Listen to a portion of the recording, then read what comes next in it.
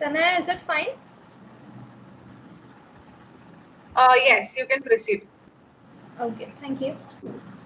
I would request 13B to please switch off your mic. Yeah. Judges, can we proceed? Yes.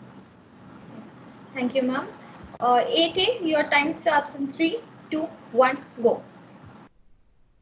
As of 30th August 2020, the COVID-19 cases in China stood around 85,000. In the world, they were around 25 million. Deaths in China are still around 4,500, whereas around the world, they've crossed a whooping 8,50,000.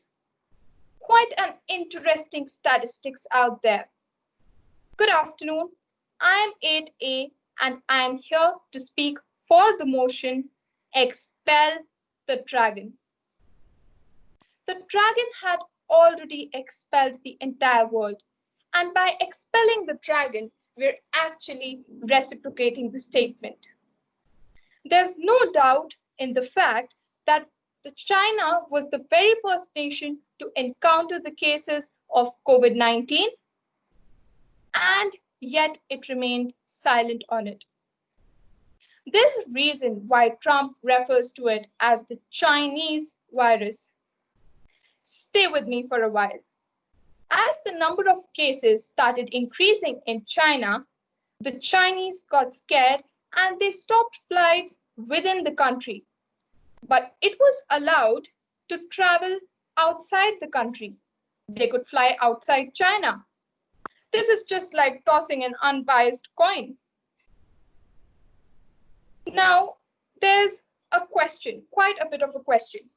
If there's a fire and you're in the building where the fire has taken place, do you shout or do you tell others about the fire, or do you at least alert others? If you don't, then where do you really stand on moral grounds? Well, and this is not the first time that China has been so reluctant, that the dragon has been so irresponsible about a situation. History is evident. For example, SARS 2002 and 2004. In SARS, the first case of SARS was in November 2002, whereas the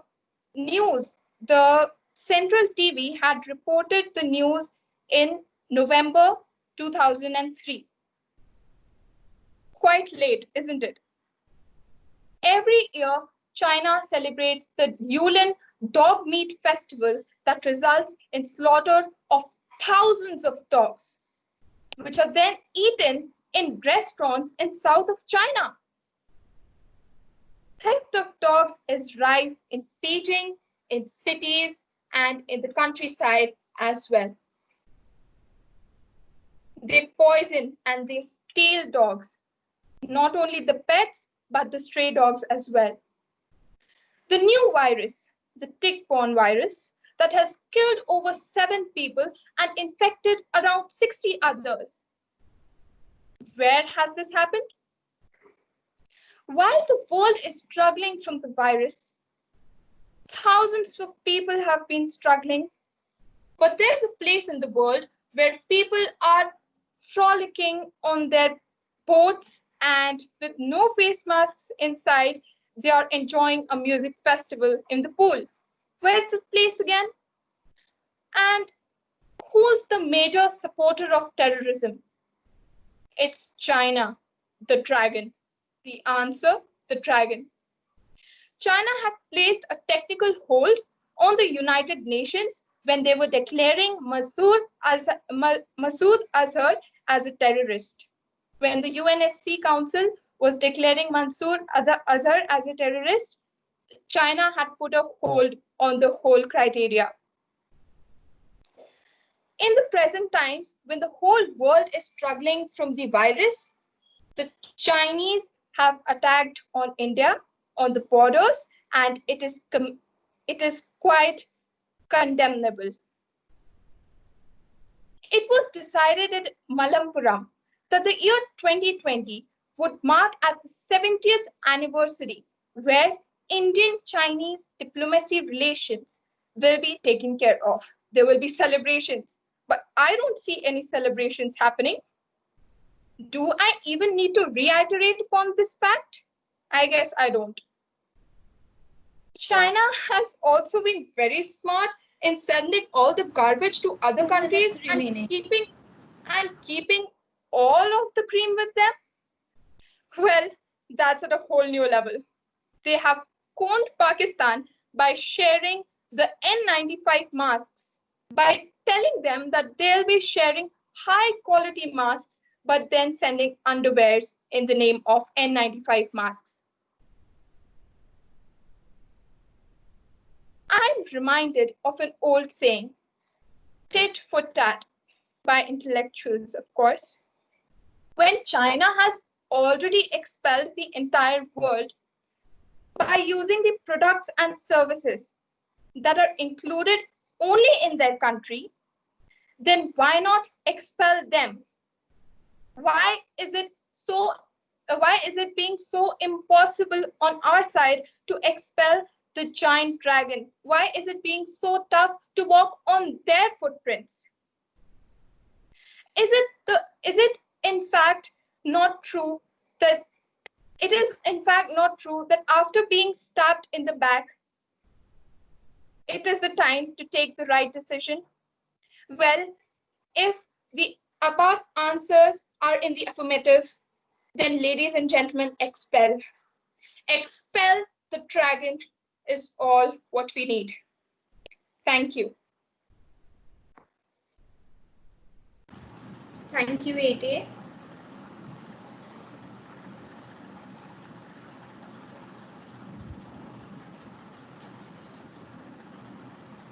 Please switch off your mic, but keep your video on. Ma'am, actually, I'm unable to switch off my mic. The options have just gone somewhere else. Let me do it for you. Yes. 13B, you can switch on your mic.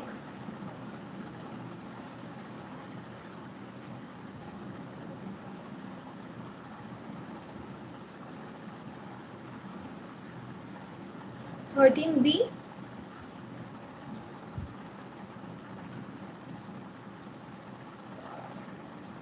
Are you not able to on your mic?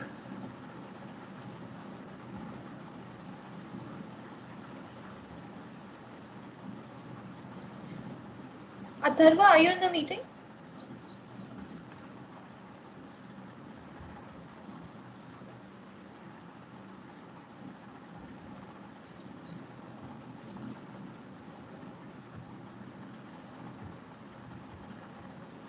Uh, 13B, could you please try rejoining?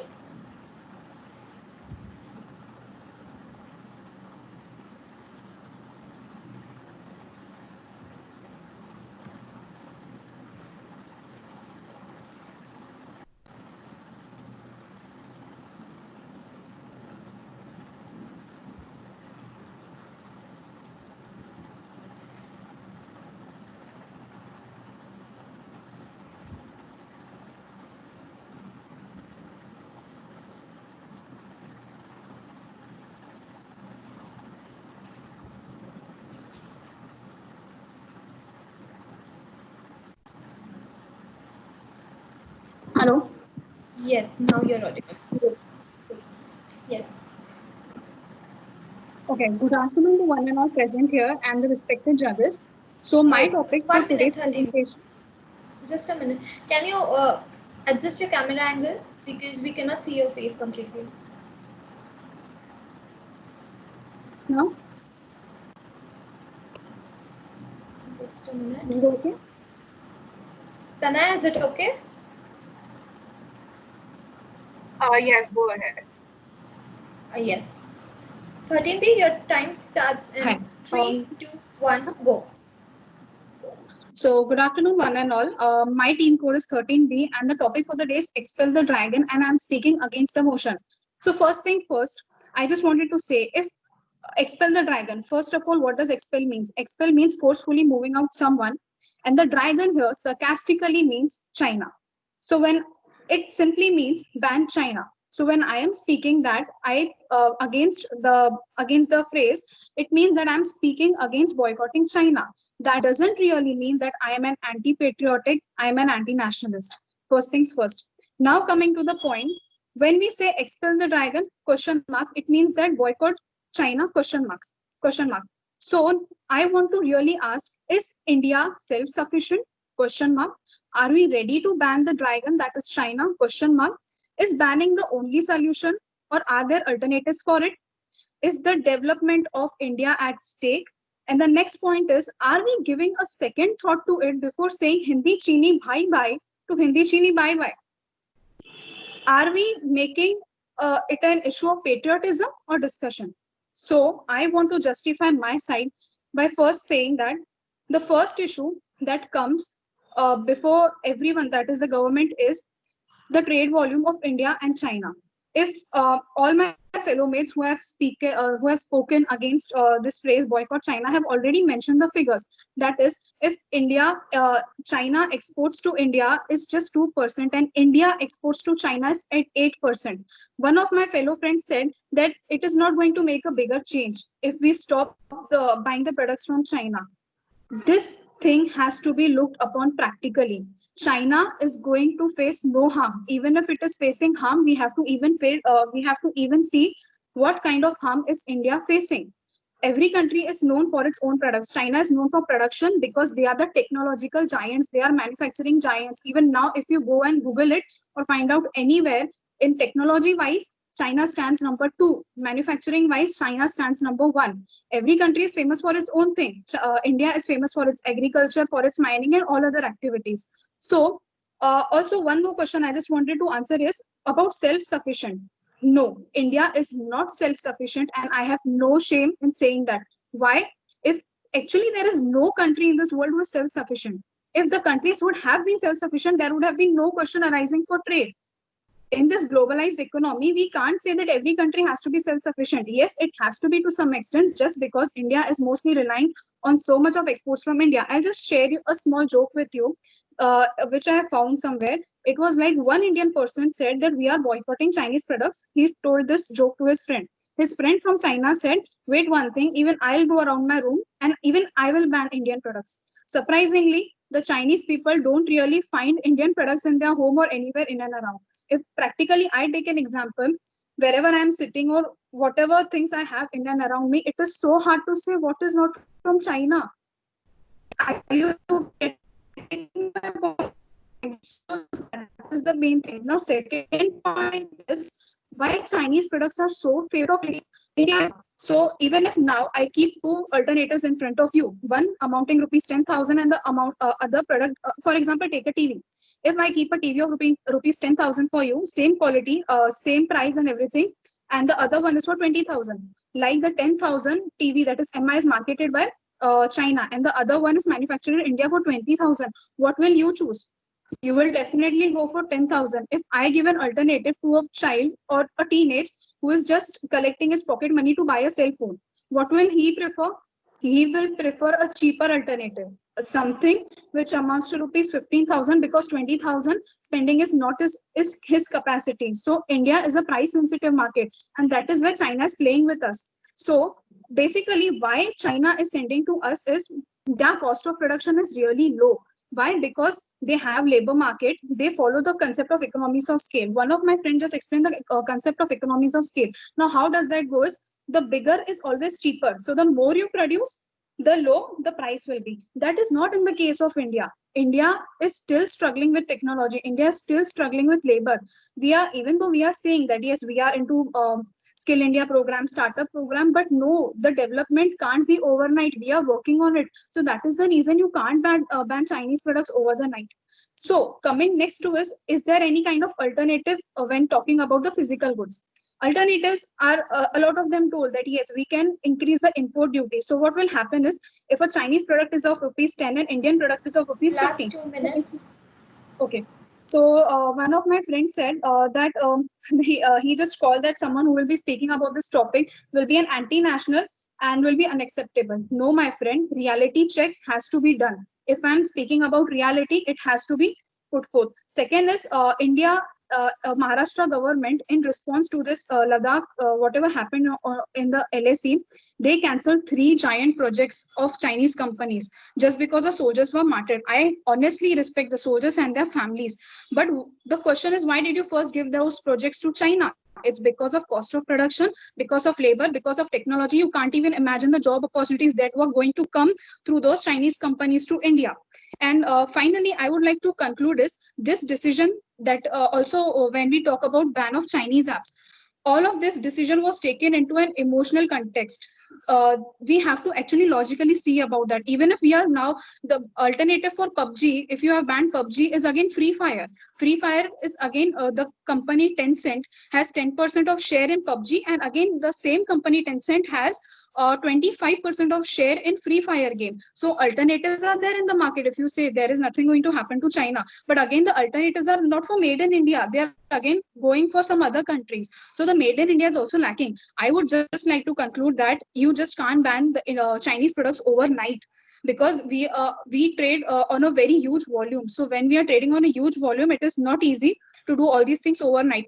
A planning, a plotting has to be done for at least 5 to 10 years, and grow gradually and slowly. You have to bring down the trade with the Chinese. I know we all are angry. Even I was angry that when 20 of their soldiers were martyred, even I thought that no, I will not buy Chinese products henceforth. But what that patriotism is, just at that point, we have to change the mindset of Indian consumers that you don't have to look for Time up. price. We have to.